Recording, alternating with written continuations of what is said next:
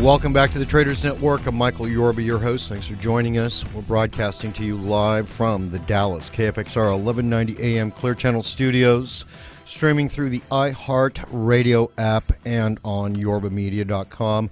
All right, first guest today, Jonathan Strimling, Chief Executive Officer of SMTP, symbol, same SMTP, Sam, Mary, Tom, Paul.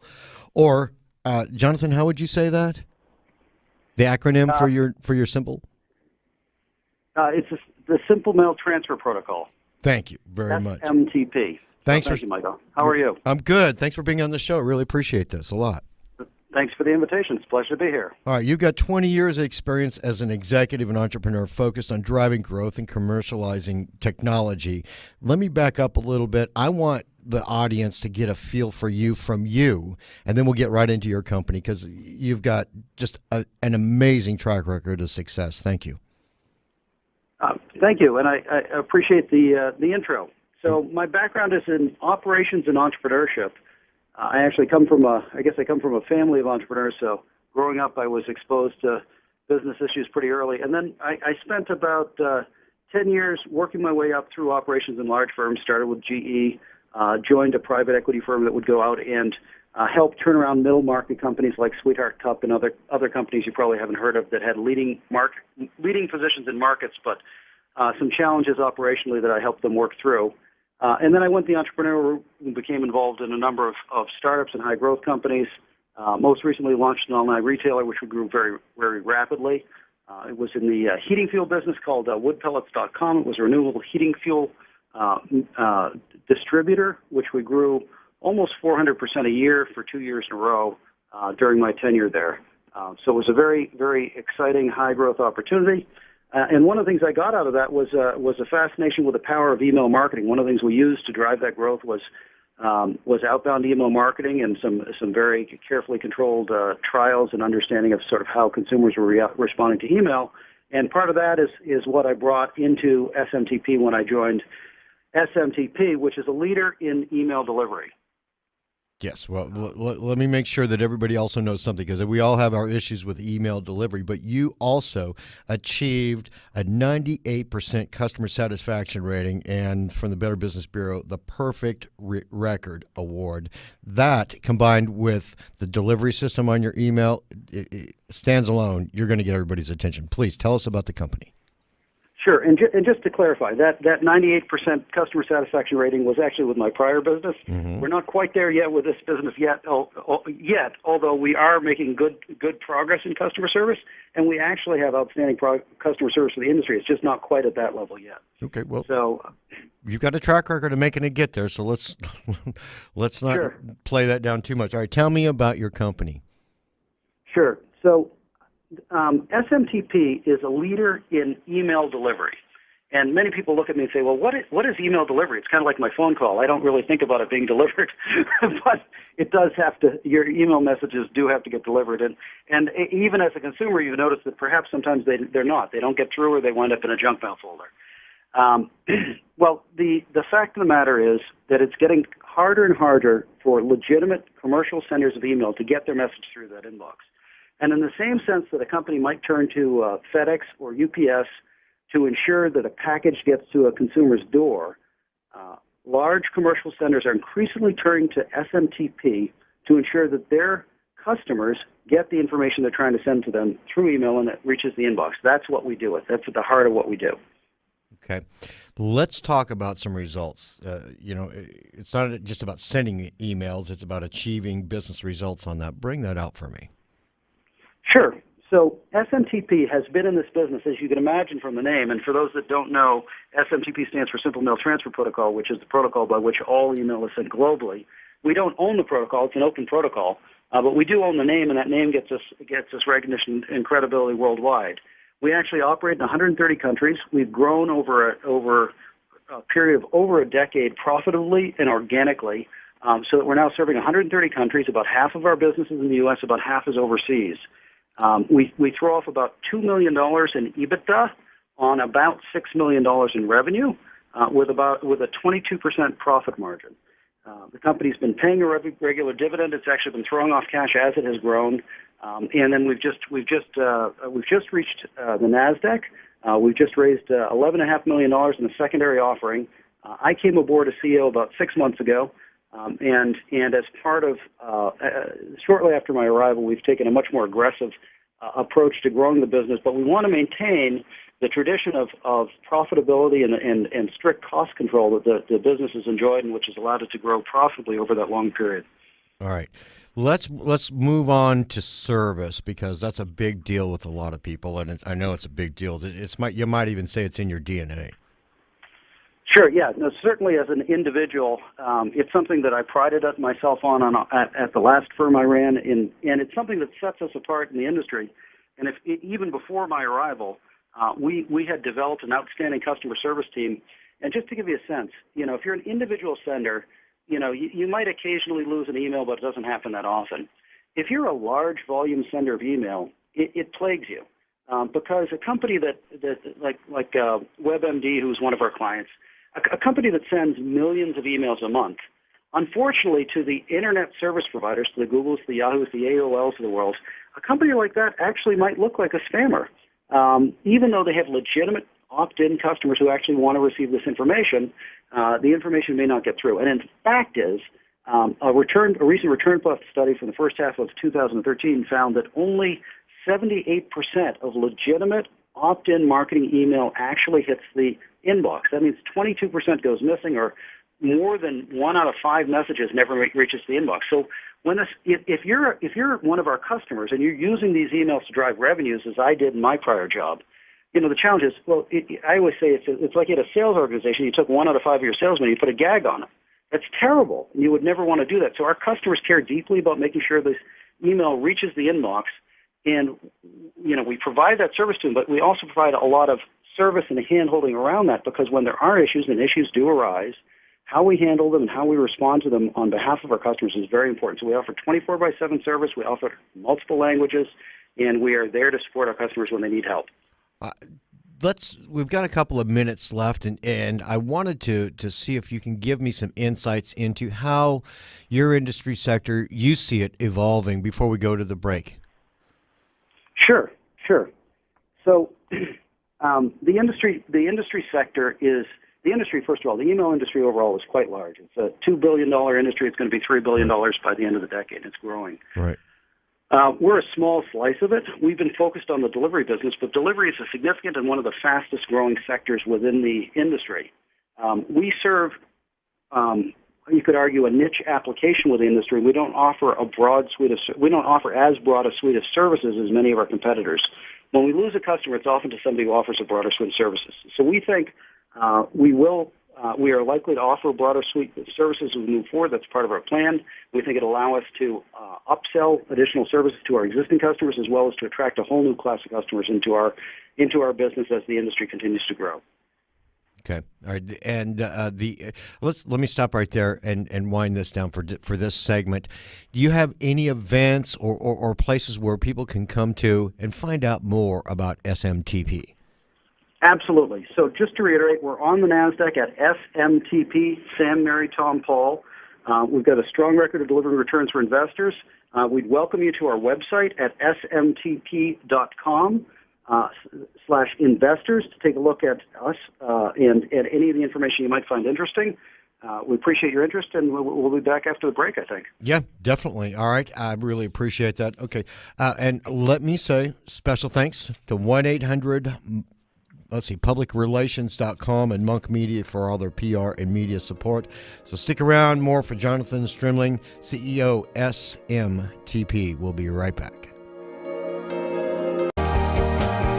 Welcome back to the Traders Network. I'm Michael Yorba, your host, broadcasting to you live from the Dallas KFXR 1190 AM Clear Channel Studios, streaming to you iHeart radio app and yorbamedia.com. I'm joined on the show with Jonathan Strimling, CEO, SMTP. And Jonathan, welcome back to the segment. Thank you for being here. You bet.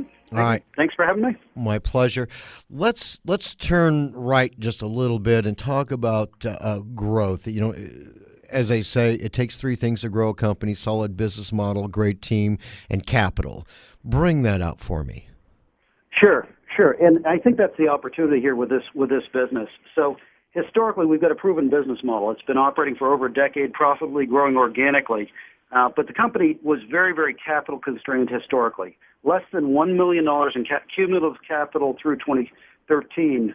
And we've just changed that dynamic considerably. We just raised $11.5 million to allow us to move much more aggressively in growing from here forward. Also, with regard to the team, this had been a team that had been developed over a period of time internally, so that the team had not had a lot of, I'm going to say, actually, I'll just say it. The chairman of the company had been running the business on a part-time basis up through 2013, and I was brought in as a full-time CEO in August of 2013. I bring broader business experience. I quickly added a VP of marketing with great experience rapidly and cost-effectively acquiring customers. And what we've got now is we've got, the business model, which has already been proven, but we have both the capital and a much stronger team to go and drive this moving forward. Okay. Moves without letting the cat out of the bag and not saying anything you're not supposed to, but on that note, milestones, anything that you think that your company should be accomplishing as we go forward in 2014? Sure. We've been very public about what our plans are, and it's going to be a combination of both internal organic growth and movement by acquisitions. So in terms of organic growth, we think there's real opportunities in sales and marketing to just soup up our offering and go after partnerships and new channels to market. We think there's opportunities for inorganic growth, and we think there's opportunities for product enhancement, as I referenced earlier, that can bring new people into the fold in our customer base. In terms of inorganic growth, we've been very public that it is our intent to go out into the market and make acquisitions. We think we can bolt on products and services that are synergistic in three regards. One, we think we can find alternative channels to market and different sets of customers. Two, we think the products can be complementary so that there'll be a technical complementarity which will help our existing customers and also provide our existing services to new customers. And finally, we think this could be financially creative. The multiples that we see in the public markets are different than some small private firms we might acquire. We think we can acquire earnings, and that just the increase in multiples will also be financially creative. So that's our plan going forward. Okay. The types of customers, because you're kind of a behind the scenes kind of a company, you know what I mean? It's not like your Kellogg's Corn Flakes out in the front, but yet you're the delivery system for Kellogg's Corn Flakes. Tell me about the kind of customers you have and the other types of customers that you think are going to be attracted to you as you implement the new processes with your new leadership role. Sure, yeah, and we can't deliver cornflakes by email just yet, but we're working on it. Okay. But in terms of the customers that we do deliver for, it ranges from large Fortune corporations down to smaller companies that send significant volumes. Many people in the markets are familiar with Constant Contact. Constant Contact is a great way for a business, a small business, to get started on sending email. But when the email scales up from there, from when I started with Constant Contact, we were sending 10 or 20,000 emails a month.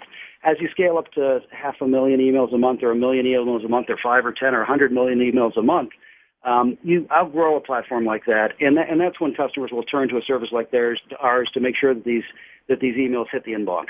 Okay.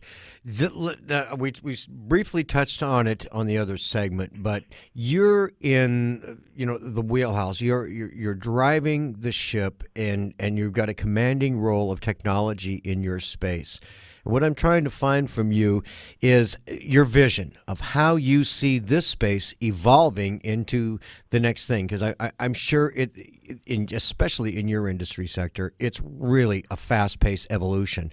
Where do you think this is going to go, whether it's using SMTP for delivery to phones, or how do you see this whole thing evolving so people can really get more bang for their buck when they're using services like yours?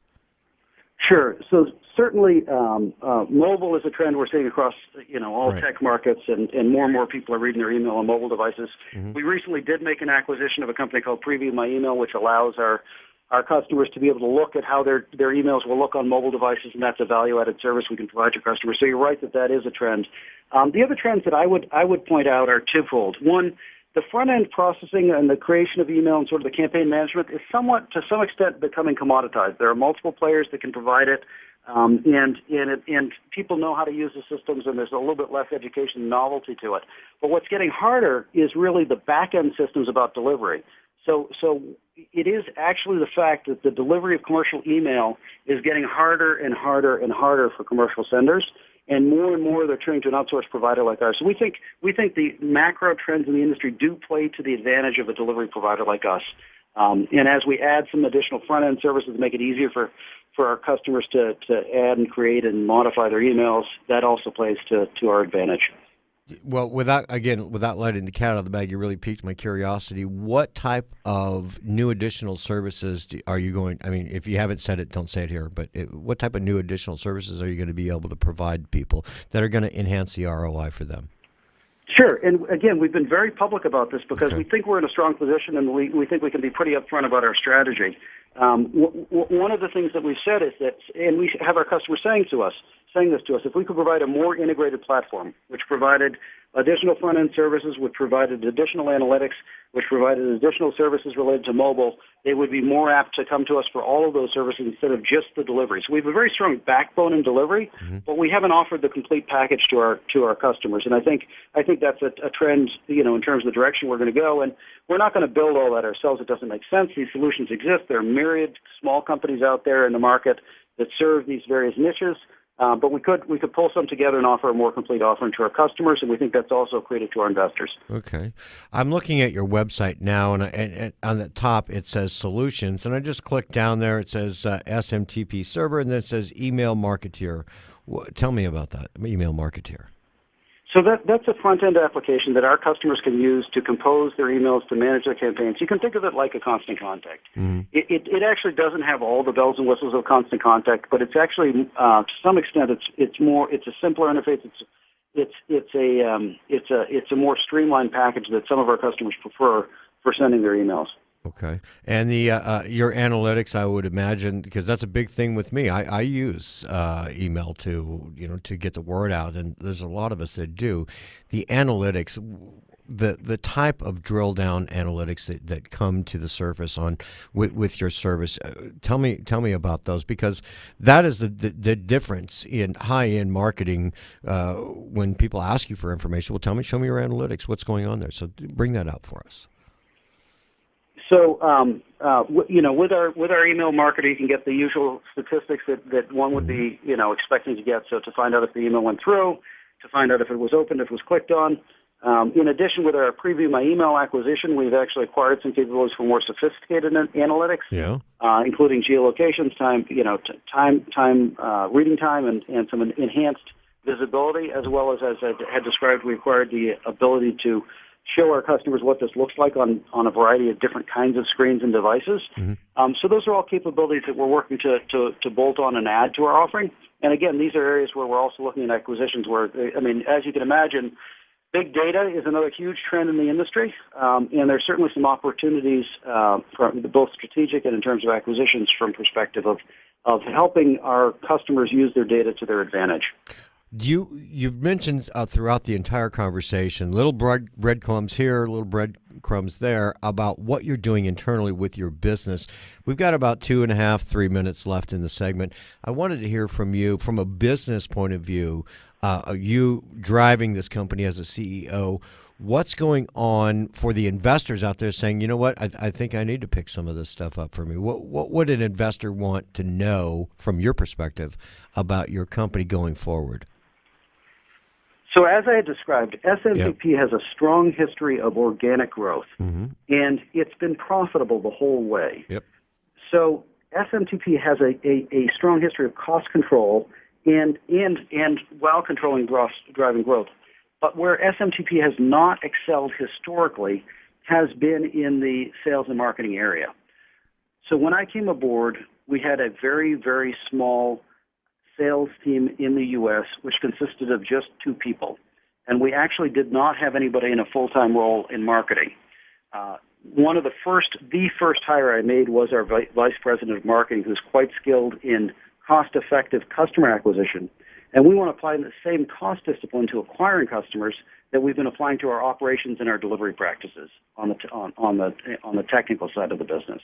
So we have a healthy blend of U.S.-based sales and marketing and overseas technical operations and support, which has allowed us to maintain a very competitive cost structure while still growing the business profitably. So that's a little bit about how SMTP has succeeded historically, as well as where we're going in the future. All right, wonderful. Great news. All right, one last time, contact information for you before we go, and if there's anything that you, public speaking events or demonstration models or anything of that nature you wanted to tell our audience about, now's the time to do it.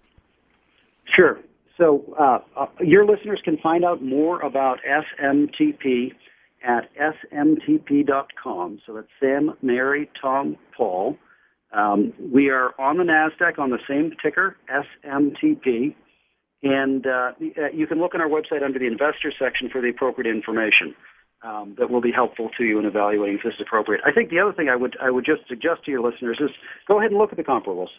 Take a look at our earnings relative to other players in the email space.